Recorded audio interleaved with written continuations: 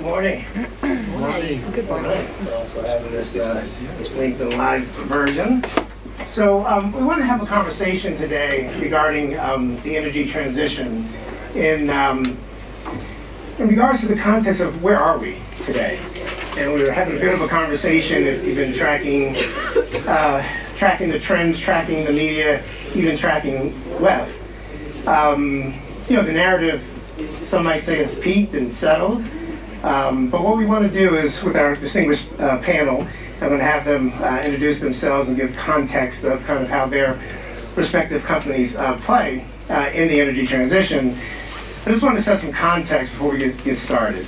So, the COVID did provide a bit of a shining light on renewables, right? We had a lot of cars off the road, and people was like, the renewables is a possibility.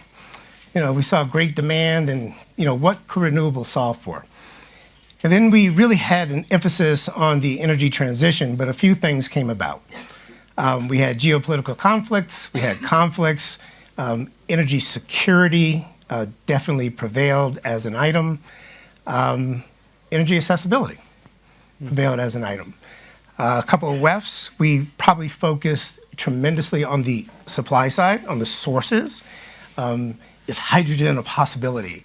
What can really scale from wind and solar? Can we really detach ourselves and extract ourselves from fossil fuel in totality? Or do we have things like natural gas as a transition? And oh, by the way, how long is that transition? Then last year, with some tremendous policies across the globe, be it the US with IRA and IIJA, a bunch of acronyms regarding infrastructure acts, the EU, Green Deal, Fit 55, policies began to spur a bit of momentum. Some had penalties, some had incentives, but in capital markets, we can debate which one's better, but at the end of the day, momentum's momentum, and actually structure, de-risk tremendous investments that our companies would try to invest in.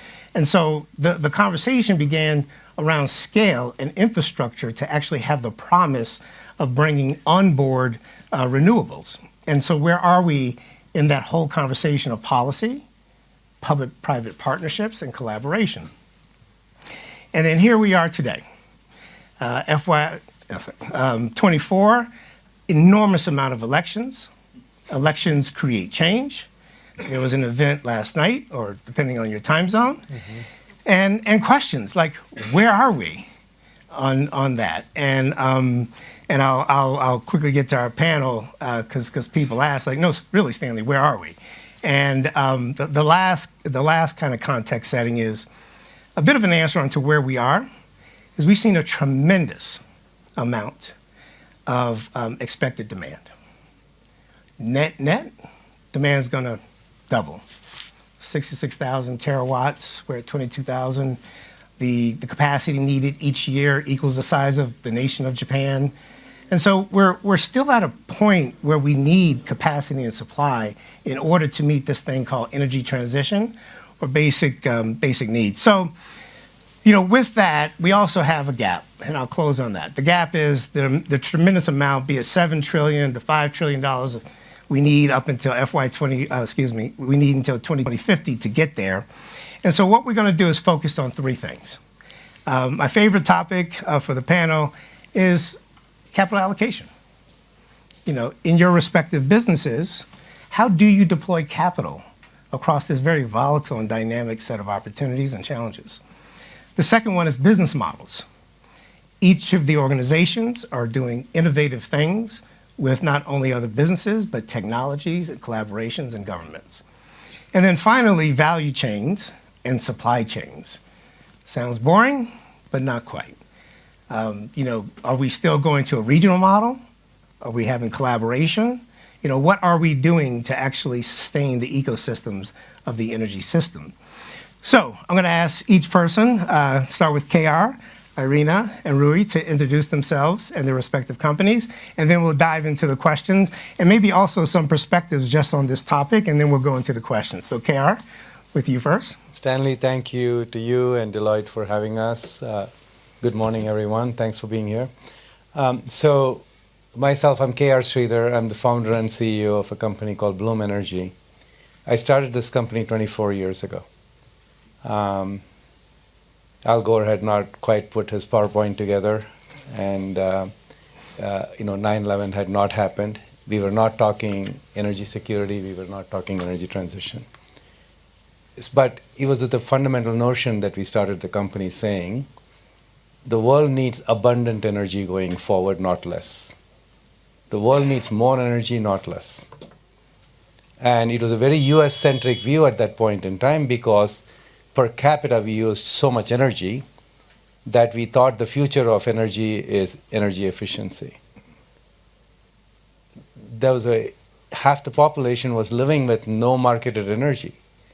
Energy efficiency is not an option. There's no rich country that is energy poor. There's no poor country that's energy rich. Economic growth requires energy growth. How do you bring access, affordability, reliability, resiliency, safety, and sustainability all together? The reason this pendulum has gone up and down, so that's how to do that, is what we created our company with the technology. $2 billion and 20 years later of all private money. We are a company today that makes on-site power affordable, accessible for anybody who wants it without dropping the load, no matter what happens, whether it's an earthquake, whether it's a wildfire, whether it is hurricanes, it doesn't matter. We don't burn the fuel. We are future-proof because we can use natural gas, we can use biogas, we can use hydrogen. And by the way, we can reverse our entire process if there's excess electricity and make hydrogen with that. And we can combine heat and electricity to make hydrogen. So we created a platform like an iPhone. There are apps that go on our platform. This is what we do as a company. So a simple way for me to answer a lot of your questions is, as long as Davos or any particular country or any particular act focuses on just one of those 6 elements of access, affordability, reliability, resiliency, safety, and sustainability, somebody will pass an act, the next government will come and put an axe. So acts and acts, okay? That's not a way forward. You've got to do it comprehensively. Very good. Well, we'll dig into that. Reina? Good morning, everyone. Can you hear me? Good morning, everyone, and thank you, Stanley and Deloitte team, for having me here. It's a pleasure and a privilege, and it's such an important topic that we are discussing. My name is Irina Gorbunova, and I'm a head of XCarb Innovation Fund, which is a corporate venture capital fund of ArcelorMittal. ArcelorMittal is one of the largest metal and mining companies with truly global footprint and presence, and using all sorts of pathways to produce steel, so all of the technology pathways, and really integrated steel maker. And I run our venture fund focused on investing in some of the most promising and disruptive technologies to get us to net zero, which we've pledged, like many other companies, to achieve by 2050, and which is quite a challenge, I must say. And again, maybe just for those of you who might not know about steel, it's a great material. I can speak about credentials of steel endlessly because it's incredibly versatile. It's infinitely recyclable. It doesn't end up in the ocean. You need so much steel for everything when we talk about energy transition, be it solar panels, wind towers, data centers, low carbon infrastructure, electrical vehicles, just name it. So it's really, it's fundamental for the energy transition, and it's really a catalyst to the energy transition. But it's how we produce it. This is one of the massive challenges, because the way most of steel is currently produced results in quite a significant carbon footprint. If you produce steel using a blast furnace pathway, using fossil coal, you get close to 2 tons of CO2 emitted per ton of steel produced. And if you take the global steel production of close to 2 billion, and this number is, by the way, set to grow according to different estimates to close to 2.3 or 2.5, depending on the estimate you take by 2050. So you can do the math. Steel industry alone accounts for just below 10% of global CO2 emissions. So this is a challenge, but of course we need to address it, and I always prefer to frame it as an opportunity for us to really decarbonize the industry, to clean it up, to make a difference, to make an impact, and to ensure we produce steel in the most sustainable, in the most carbon neutral way. And that's the reason there are a number of technology pathways that we are pursuing to produce steel in a low carbon way. One is what we call innovative DRI. DRI stands for direct reduced iron. An innovative part comes from the fact that DRI technology does exist and has been around for many years, but most of DRI facilities globally now using natural gas. And you were just talking about it as a transition fuel, but innovative part comes from the fact that we want to use hydrogen eventually, which is again another challenge, but that's one of the pathways that presents an opportunity to produce steel at a very low carbon footprint. The second one is what we call smart carbon. And again, if you talk about hydrogen, some of our facilities could be hydrogen ready, but it's really the fact that, the hydrogen infrastructure is not available and not developed to the extent required. Nevertheless, we can't stand still, and that's the reason we want to ensure that we really optimize and minimize the emissions by focusing on, existing facilities, but leveraging biomass, biocoal, leveraging CCUS to really decrease and minimize the carbon emissions from the existing facilities. The third pathway is direct electrolysis, and that presents a very interesting potential to produce steel in a clean way, in a green way. So it's using electricity and iron ore and avoiding the usage of fossil coal and fossil fuel. And one more thing I must mention, I mentioned earlier that steel is infinitely recyclable.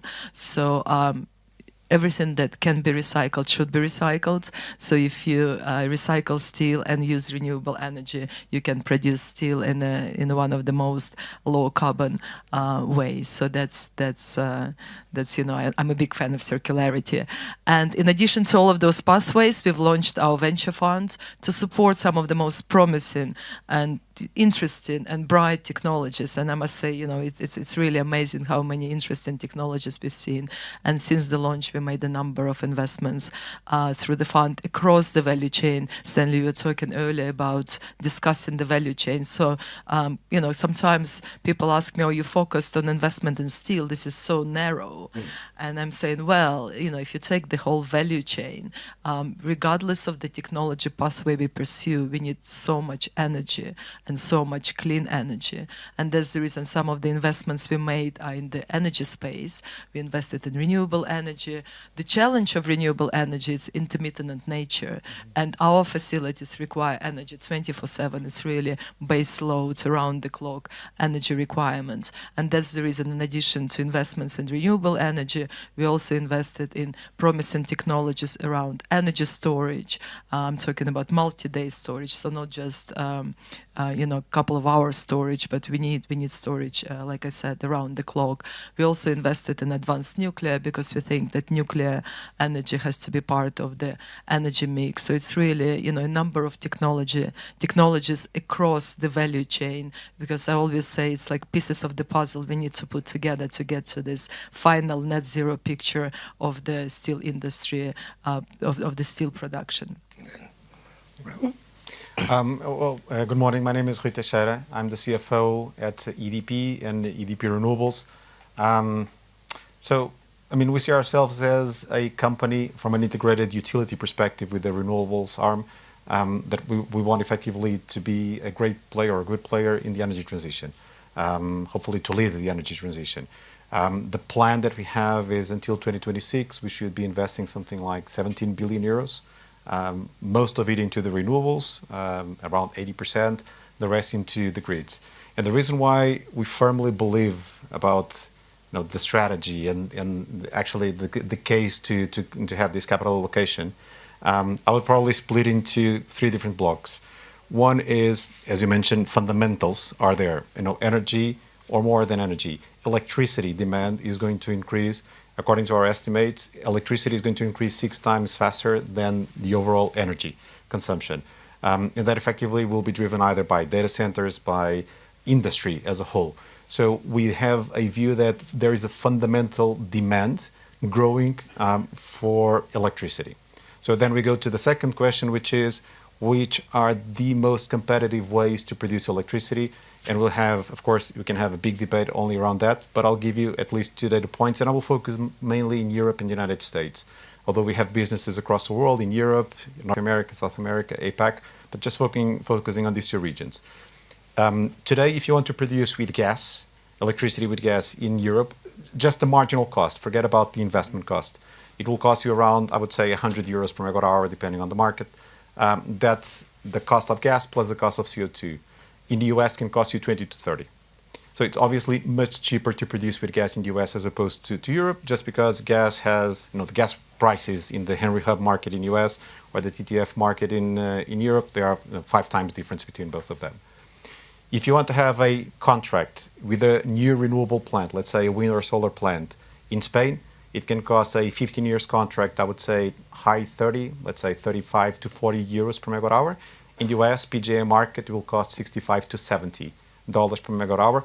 By the way, in the US, there's a 30% tax credit that we have, and even then, it's much more expensive to actually buy electricity from a renewables plant in the US as opposed to Europe. It has to do with resource, it has to do with overall cost, inflation being reflected into it.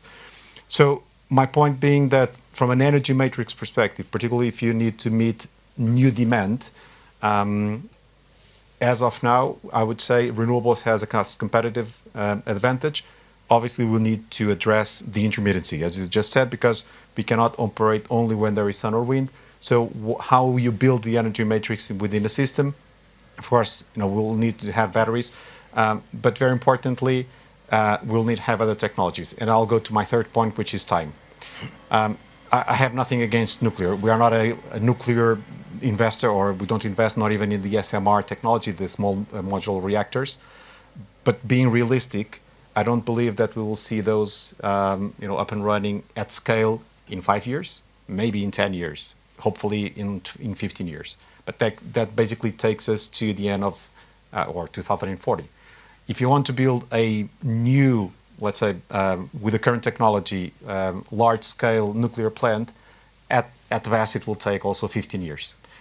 So the reality is that time means that while we have, and we call it a transition, but while we have this transition period over the next 15 years, in our view, the realistic technologies will be a combination between renewables and gas. And that is sort of the frame with which we think about how we should build the businesses in the different regions, and primarily understanding that more and more what we need to provide to customers, are the very large customers like ArcelorMittal, or to our B2B, small, medium enterprise basis, is to ensure that whatever we provide is cost competitive. Because at the end of the day, we know that that will be key to keep the industry within that region. But probably I would pause here and hand over to you for all the questions that you want to address. It's a great setup. Yep. So we're going to get into the business models, but just a couple of questions to go through on. Just help us, like, as you think about, you mentioned private funding, you're beyond the startup at this point, $2 billion, but you still have to make choices. So you mentioned gas and the arbitrage there, but how are you thinking about the investments you have to make, the investments that might be incented by policies or government, going into the market, and then having your shareholders put pressure on you for short-term investments? Can you just help us think? We put the landscape, we got net new demand. The fundamentals are there, but you still have to make capital allocation choices and bets. Can you just bring us into that thought process, and then we'll get into the business models that all of you mentioned? Stanley, that's a really interesting question. So the way I would address it is, what is our strategy been so far, right? So we have this aspirational vision that our box can sit in the middle of Africa or in Bangladesh and be the cheapest way to convert a molecule to electricity or electricity to molecule. That's an aspirational vision. You don't get there on day one. Technology curves operate this way. volume and learning keeps bringing the cost down.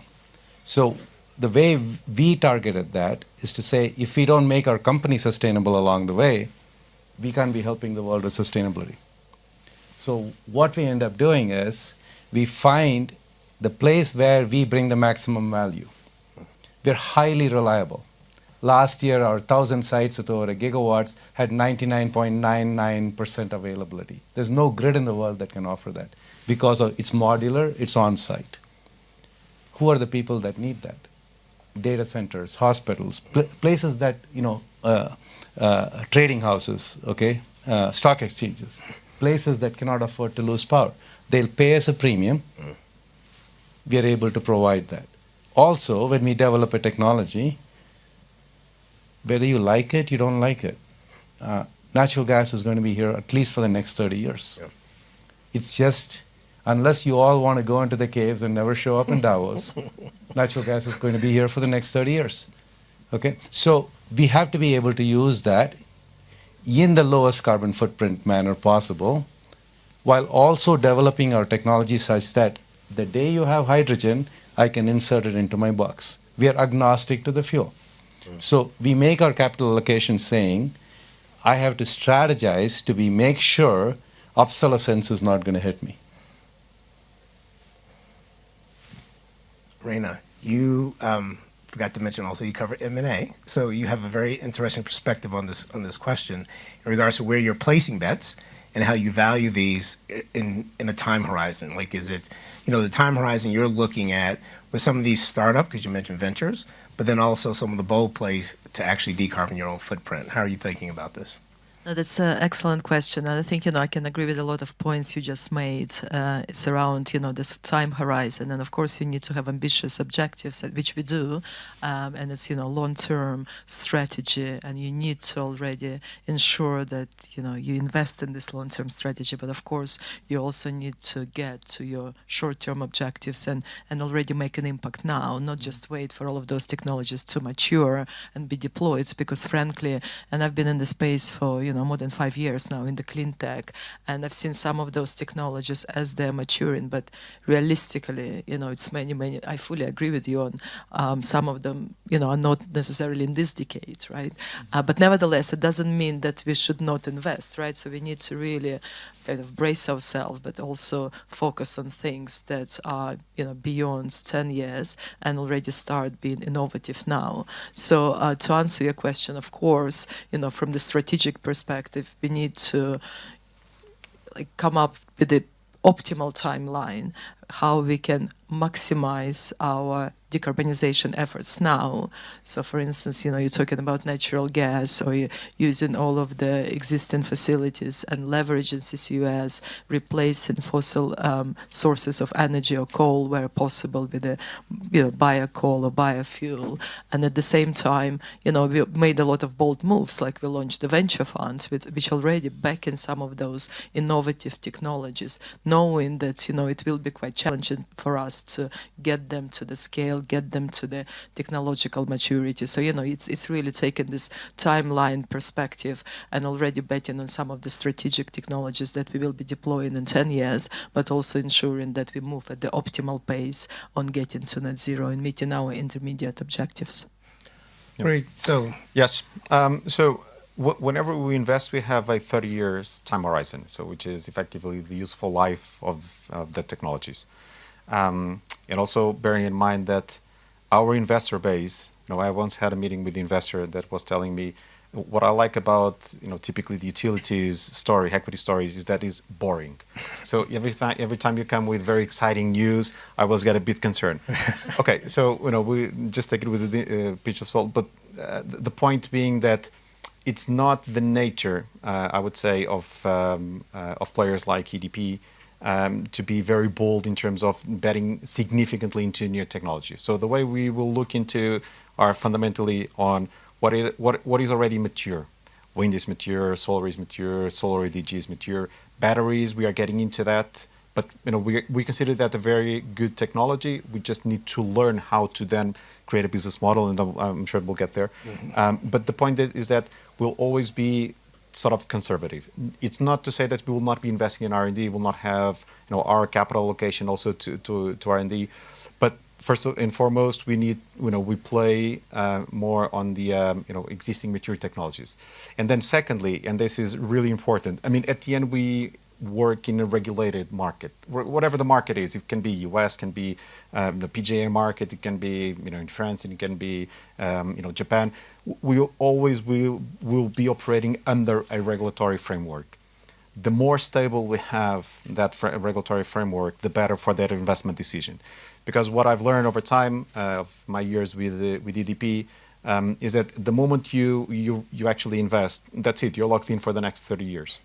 So unless you're not comfortable that that regulatory framework will be there to support your investment for that time frame, and fiscal can change every 4 years as a government change, or even less than that. But then it becomes much more difficult to actually make that investment decision. So stability is really, I think, a very important element from a regulatory perspective, fiscal perspective, overall government perspective. And ultimately, this does not need to be translated into any form of subsidies. And I would like to be very clear on that. I don't believe that this industry should be benefiting from any industry in the sense of the renewables, and particularly the mainstream renewables. It's not. We should not be under any sort of subsidies, tax breaks. It's competitive as it is, and I just give you some data points to support that. So, but what is really important is that we need to have that stability. Particularly the moment you invest, it's done. It can change into the future for new investments, but not for the previous ones. Thoughts on investments or incentives? What are you reacting to? Yeah, I fully agree. Look, we in my opening remark, I told you about acts and access and worrying about those things. Subsidies are a good feeding bottle. For many industries, it becomes an addiction bottle. Okay, you're a baby. You need the feeding bottle. If you don't have a business model that gets past that feeding bottle, you're not going to grow up to be an adult. That's the way we think about it, right? That's the way the world has to think about it at the end of the day. And it boils down to technology and economics. At the end of the day, it boils down to that. Do you have the best technology to do what you need to do from A to B? Number one. And number two, there's a competing incumbent technology. Do you find a pathway at some point in time, not on day one, but maybe in the 5th year, 8th year, to be able to intersect and do better than that? If you don't have a business. So let's go to business models, and maybe you can touch on two parts. There's new business models and investments that you have to place a bet on the future. And then to solve this problem, it is about scale. Full stop, period. Mm-hmm. There can be a collection of many, or we can aggregate and collaborate to really get after this notion of meeting the high hurdles of new demand. So when you start thinking about new business models, are they private, public? Are they company to company? Are they only venture? Are they with cash-rich private equity? Like, help us understand the new business models that you're not only placing a bet in the future, but now to be successful, competitive right now. So who would like to start with the business models? And if you can add technology into that, that'd be great too. Happy to start. And I think, the quick answer is all of those, all of the above. But, business, and I also fully agree on the technology and economics. And I think what we face in some of those new technologies, it's still nascent space.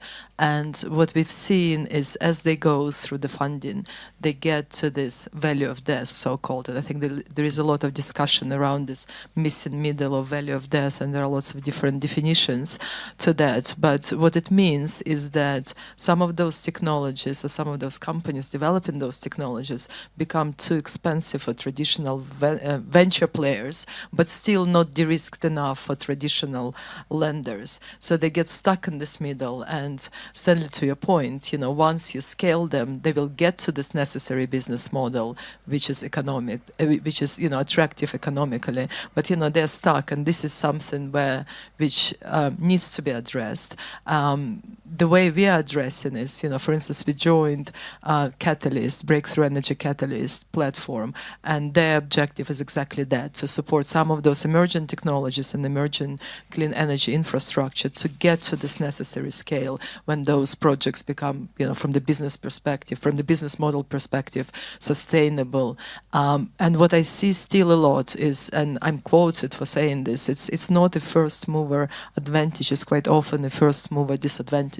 And it's not, first of a kind, but it's going to be like fifth or tenth of a kind before you get to an acceptable, let alone attractive returns. So this is a massive challenge, because we all appreciate we need to build this out. We need to build out this infrastructure. But practically, you just, I see it firsthand. Practically, you get stuck at this point. How do you move on? And then you speak to the banks, and they're like, well, once you de-risk it and get to the FID, and then, if you think about technologies, in order to get to FID, I need to get this funding. So I think, this is, one of the massive challenges that we are facing in order to really deploy and build out the necessary infrastructure. Well, maybe, yeah, I tend to agree it's all of the above, but maybe just 3 examples about how different business models should be working to accelerate a lot of the investment that is still required. Starting by today, so last 2024, out of the entire capacity that we signed under long-term power purchase agreements, PPAs, 65% was with the tech companies. And the reason why is because they, of course, have a need not only to procure renewable, but fixed price over 15 years. That is the best model for us to invest, because they have certainty on the cash flow profile. The more we can work together so that we have visibility about how much capacity they will be needing, that we can also develop, and also helps us to work in building relationships with the supply chain. It actually creates a very symbiotic momentum, because we will all 3 parties, so the end customer, the developer, and the supply chain, will be working together towards that volume investment, and not necessarily each one trying to just capture or maximize its margin, or squeeze one of the elements, like the cheese and ham in the sandwiches. So the more we work in this collaborative way, the better. So in partnership. A second one is going to the public and private. I mean, at the end, states they have a relevant role, either because they will help us with the permitting process. They can improve all the or remove some of the bureaucracy. But very importantly, if we talk about technologies like battery storage, it's still a nascent, let's say, technology, at least at scale, in the power sector. But is required because it provides some parts of base load, so or it will help at least in moments where there is some load issues in the grid. Governments, they need to also work with the sector so that they will say, okay, there is value if you bring that storage capacity. How much is it that the system is willing to pay to have that availability, that readiness, and that's where private and public, they need to work together to discuss, what is effectively what is needed, because you never want to overinvest. The moment I've learned this over the years, the moment you overinvest, because for example you have a subsidy, a very rich subsidy, you just created long-term regulatory risk. You don't want to do that. So that's a way that public and private can work together. And to your last comment, is this about public money? Is it about private money? I think that particularly in 2024, we observed that public in the sense of listed entities, investors, they are not really paying a lot of attention to the space. But then you go to the smart money, to the private investors. You look to, for example, the deal that Brookfield did acquiring Neoen. I think it's a great example that you have very smart investors really looking long term and say, okay, there's an undervalued business. Let's fund it. Let's take it private. Let's fund it, because we know it can expand. It can grow further. Can grow faster. So yes, I think there will be always a combination in this space to actually drive this faster. Mm-hmm. Care? Let's take a very simple example and just work it through, okay? So, sometimes you look at big, thick reports that give you economic analysis, and at the end of the day, you can do it on the back of your head. So I'm going to take the ArcelorMittal hydrogen as an example. So you were just saying in Europe, for example, it's about $40 a megawatt hour. Roughly. Actually, yeah, but let's say 40, 30, 40. Yeah. But if it's firmed up, what would the price be? Probably, if you use existing hydro, probably it will take you to, let's say, 50 to 60. 60. Okay. So assume $60 in where it's available, renewable zero carbon firmed electricity. The current electrolyzer technology, 52 to 55 kilowatt hours per kilogram. What does that mean? You multiply these two numbers, the energy cost going in alone to produce a kilogram of hydrogen is $3. That's your math, okay? Break the whole hydrogen into one-third, one-third, one-third. One-third is the cost of the energy going in to make the hydrogen. One-third for all the equipment that needs to be paid for and operated to do what you need to do. Add another $3, that's $6. Then transporting it from wherever those renewables are to their steel mills where they need it for the blast furnace, another $3. That's €9, okay? Any sensible person investing in a high risk is going to expect a rate of return. So you're talking $11, $12 a kilogram compared to $1.50 if you're producing that hydrogen from cracking natural gas. At 10 times the commodity price, she's not going to be able to sell the steel even if she makes it. It's not whether they want to make it or not. It's just economically unviable. Okay? Who is going to give what part of this free, or how much subsidy is going to be there for the steel industry, which is of global significance, to be able to play? So that doesn't mean it's doom and gloom. If it is doom and gloom, I wouldn't be using this example. Okay?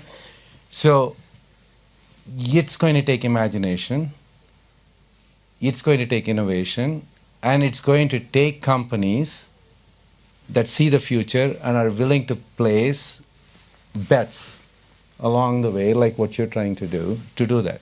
So how would you do this as an example? I'm just going to give you one pathway. There are probably 100 pathways, okay? I'm going to give you one pathway.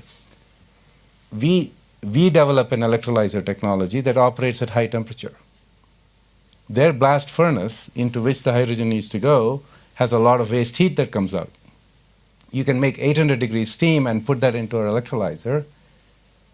You need less than half the energy you need to be able to break the hydrogen. So suddenly the $3 dropped to $1.50 right away. Okay? Then you go and say, well, because the heat is available right there, the electrolyzer and the hydrogen production is going to be right next to the steel mill. So now you don't have the transportation cost. You're feeding that right away. So that kind of innovative thinking of combining in a circular way things that you produce that are not of use to you to be able to help in what you do. So when we talk about business models, it is really at these intersections of how to think about in an integrated way for businesses to figure out a future is where it's going to be. Or to be able to use natural gas and to do exactly what they said until these things come along, and do it in a place where sequestration is available and you capture the carbon you put in the ground. Now you've gone to a zero carbon steel. It's not about green steel. The steel doesn't look green. Nobody cares about the color. It's about the carbon dioxide in the atmosphere. So that This is great.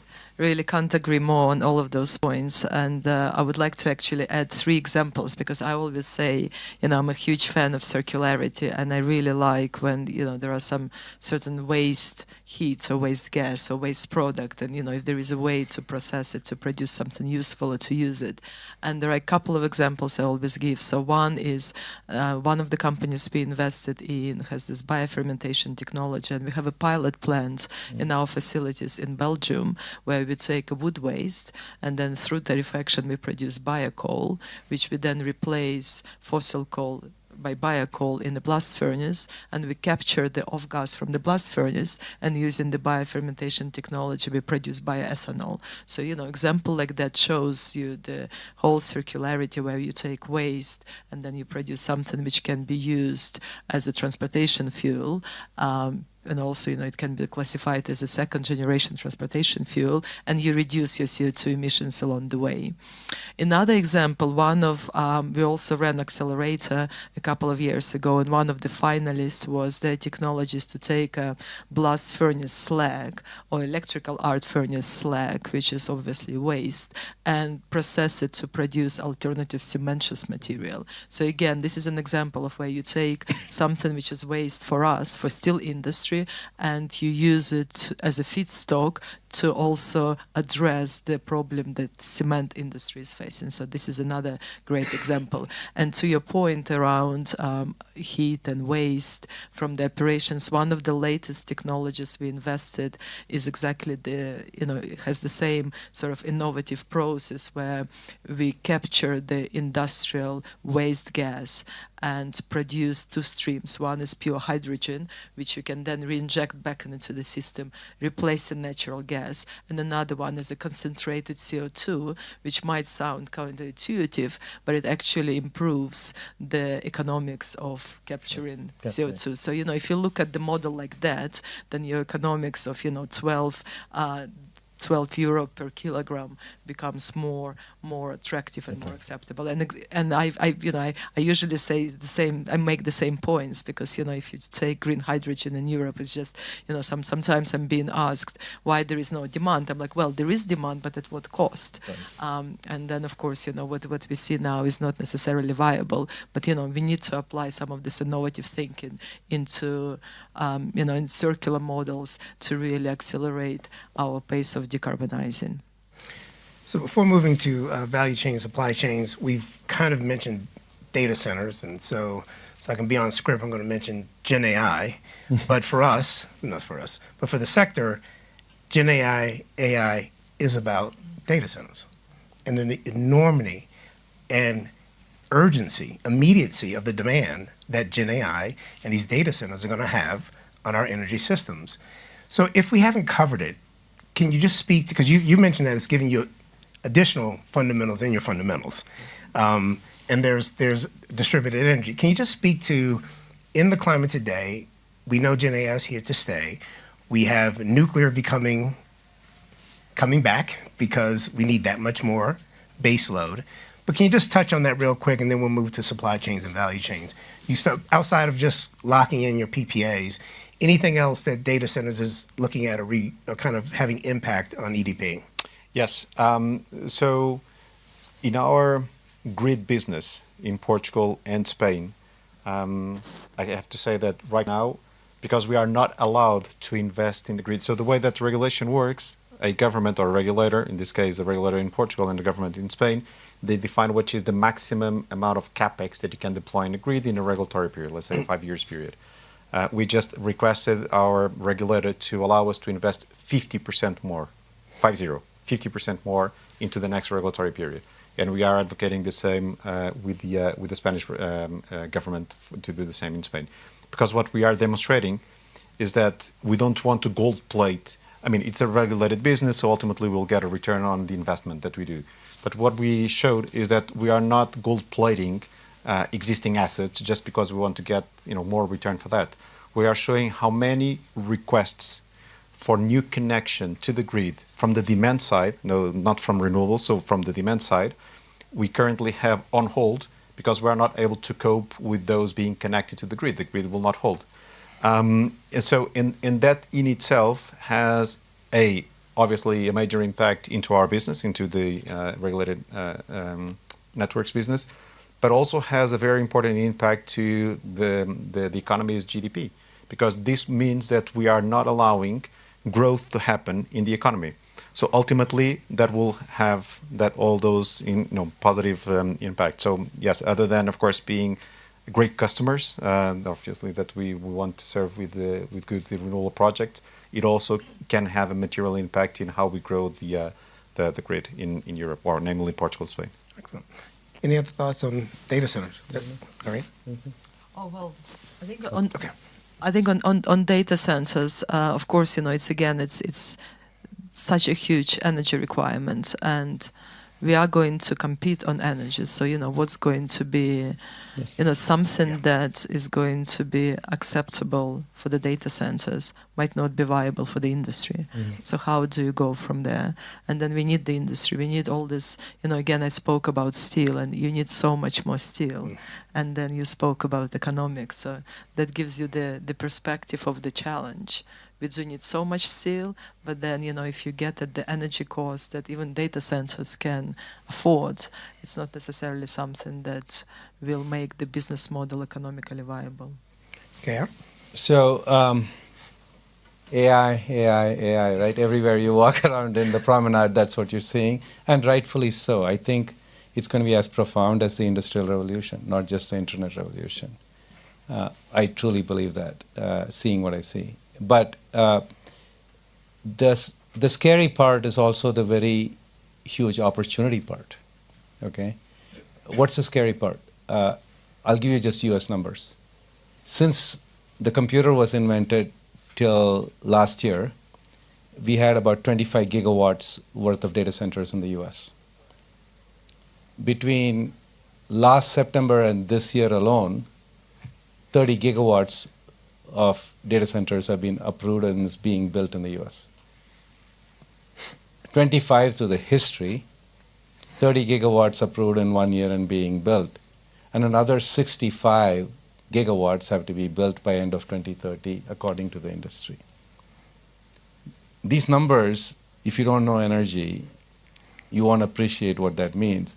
600 terawatt hours of electricity that is needed by 2030 by this industry is 2.5 times what California consumes, the 5th largest economy in the world. And we need to do that in 6 years. You would agree with me, that's not the speed at which utility companies move. You take that long to make decisions because you're investing on 30 years with public money and public good. So we have an incompatibility of the need and the speed and the pace at which we can keep up. So what is really going to happen, no matter how much we increase transmission, again, US numbers. Transmission is the high voltage lines, the highways that bring electricity from where you produce it to where you need it, right? If you string all of high voltage transmission in the US, it's 240,000 miles. If you put them all together, it's all the way from Earth to Moon. That's how far it is. Every year in the US, we build enough high voltage transmission for the last 10 years that don't go from the southern tip of California to the northern tip of California. So how fast are we going to build transmission? Either we are not going to build AI, which I don't think is an option, geopolitical, technology, all those reasons, or the data centers are going to have to procure their own power stations. At 80% margin, they can afford a lot more than the steel industry or the cement industry or others can do. So it's imperative for these industries to go find ways to secure their own energy, without which they're going to find their cost of energy going up enormously. So for these hard-to-abate industries, they have to now take that energy into their own hands as opposed to not depending on outside. When they do that, planning for the future is the opportunity. So I'm going to take a couple of questions, but first, just if you speak to through COVID, we saw, is it globalization, regionalization, supply chain disruption? Of all the things we've talked about, when you put it together, there's an ecosystem. We are at Davos, so we add a little global flair to this. Can you just, like, at the end of the day, you're global or international in your own right, just how are you thinking about, like, your supply chain being resilient and your supply chain delivering what you need, based off of everything we've talked about, and then we'll go to a couple of questions. And is it better, or is it worse, or have you done something different? So we'll start this way and come down, and then we'll go to questions. So we had to do something different, and the reality is that mostly driven by geopolitics. So I mean, COVID created some disruption, obviously, but what really caused a structural disruption was a moment when something called the Uyghur Forced Labor Protection Act was introduced into the U.S. That basically caused it stopped all the imports of solar modules from the main Chinese suppliers into the U.S. And in addition to that, we had all these tariffs already existing in the U.S.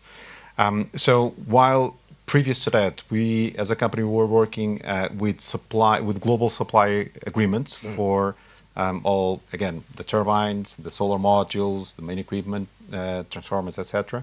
At some point, we said we cannot do this any longer. So we actually have to set up a very U.S.-based supply chain, and then there's the rest of the world. So that's geopolitics, working effectively. And the same panel, so the same solar module that we can buy today at 10 cents per watt in Europe will cost something like 30 cents per watt in the US. Just because either is assembled there or is imported with tariffs, it doesn't matter why. It's a 1-to-3 ratio in terms of cost, and that basically builds up in terms of the cost. So that was one. But secondly, and very importantly, we understood that, again, being a long-term business, it's a recurring business, we really need to set up these long-term partnerships with the main suppliers. Because either there will be a moment in time where there can be a supply chain issue, and right now we are seeing that for equipment like transformers, some of the substations, there is a 2 years waiting list sometimes if you address a new supplier. So if you build that relationship, of course you have a long-standing relationship and you have a preferred treatment within the supply chain. But also because then you can work within the supply chain to understand how can we optimize the cost, how can we ultimately bring the competitiveness to the end product, which is the electron that we are producing. So the more we think about this collaborative, long-term relationship, global relationship, yes, but on the global, we have to, basically we had to say there is US, there is rest of the world, and that's how we have to work. Very good. All right. On collaboration, I've given earlier a couple of examples on the cross-industry collaboration. So I think this is something that, of course, as we are developing this new ecosystem is becoming even more critical. The cross-collaboration across cement and chemicals and steel industry. And another point there is also, Stanley, you were talking about scale. So having those hubs, for instance, CCUS, if you only just build something for our facility might not necessarily be economical, but then if you team up with some of the adjacent industries that require the same infrastructure, it would make much more sense, and it comes both to energy and CCUS. And when you also look at the value chain and supply chain, I mentioned earlier the recycling, the fact that steel is infinitely recyclable. So through the M&A heads, I'm also looking at increasing our captive base in recycling. So in the last couple of years, we made a number of acquisitions to acquire some of those recycling facilities. So we have a captive base, and we can use the scrap to recycle and produce steel. Again, I think I mentioned if you use renewable energy and recycle steel, it probably gets you to the lowest carbon footprint you can currently get to. Excellent. It's a super important thing for us. So the way we think about it is first in supply chain, diversity of supply chain in multiple continents, avoiding contested areas in the world. We do that. And it takes more effort. It takes sometimes a little more cost, but it's worth it for us in the long run because its predictability is the most important thing for our business. So somebody orders 100 megawatts from us, we deliver in 6 months. At a time when a transformer takes 2 years to get a transmission line. So that's our value proposition. So we are super focused on that, number one. But we don't stop with supply chain because that's just a supplier. It's a logistics. So at any given point in time, any of the canals can be jammed, any of the canals can be contested. At any point in time, any port can have a strike. some ship can come and hit a Baltimore bridge, and that port can get stopped. So we think through the entire logistics of how we are always nimble to be able to get it from anywhere we go. We have a great supply chain team. Knock on wood, they've never missed parts for us. Excellent. Well, so a couple of logistic things for us as we begin to wrap up.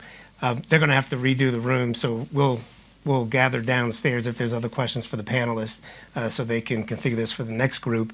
But are there any questions before we just have the panel begin to give some closing remarks? Are there just any questions from the room?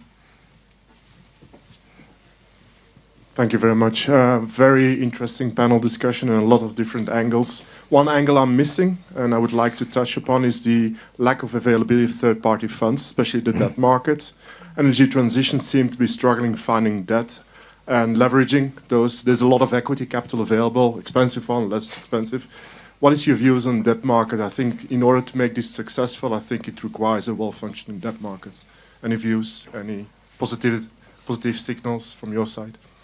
Well, I can address that.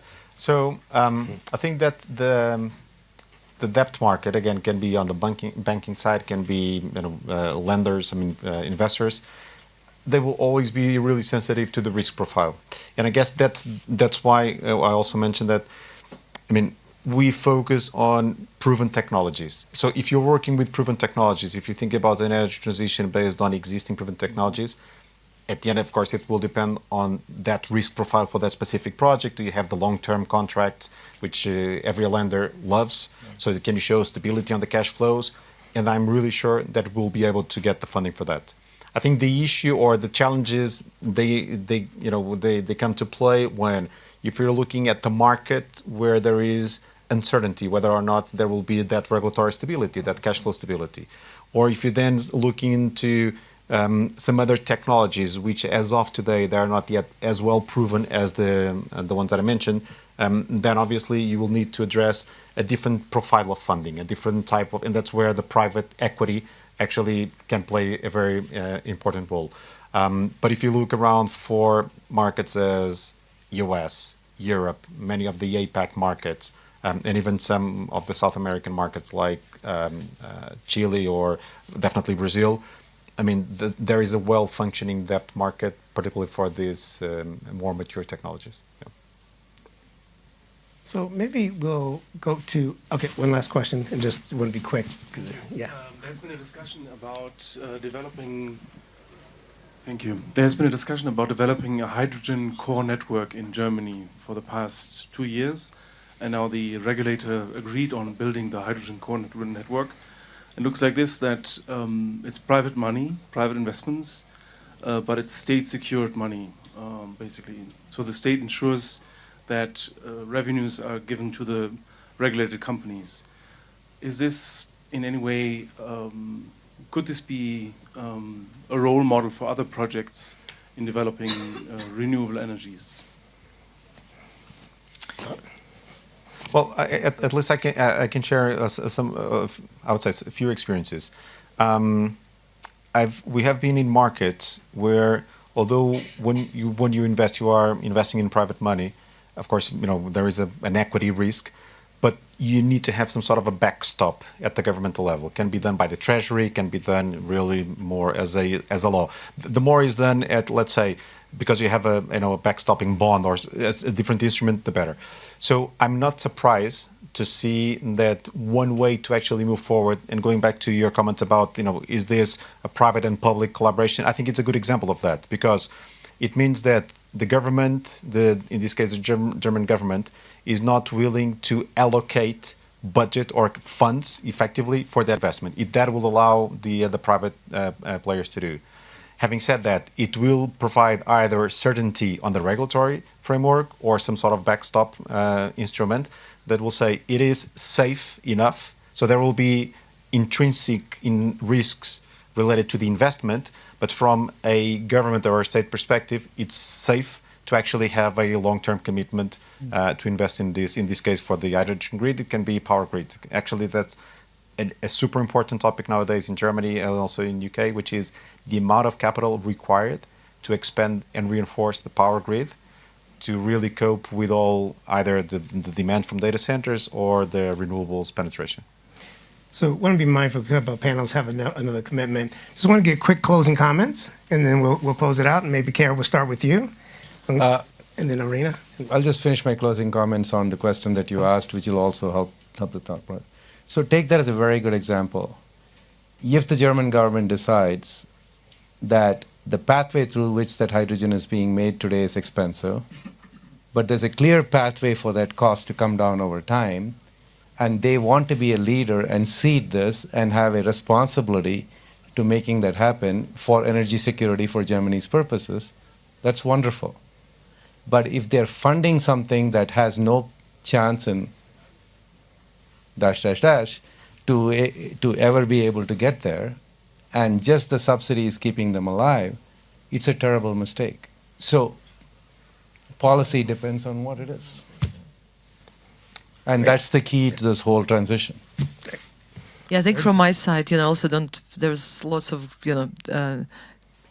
it's not all doom and gloom, and I'm always focused on innovation, and it's not just technology innovation. I think from what we've heard, it's important to also innovate on the business model front and on the funding front. So it's really system approach. We need to have this innovative mindset. We are building new energy ecosystem, and it's not just one magic wand that will get us there. Yeah. Yes, while energy transition might not be a topic at breakfast meetings and lunch meetings and many of the panels that will happen today or this week in Davos, I think it's unstoppable, honestly. And of course, I have to advocate for that because it's the business, but I really think it's unstoppable.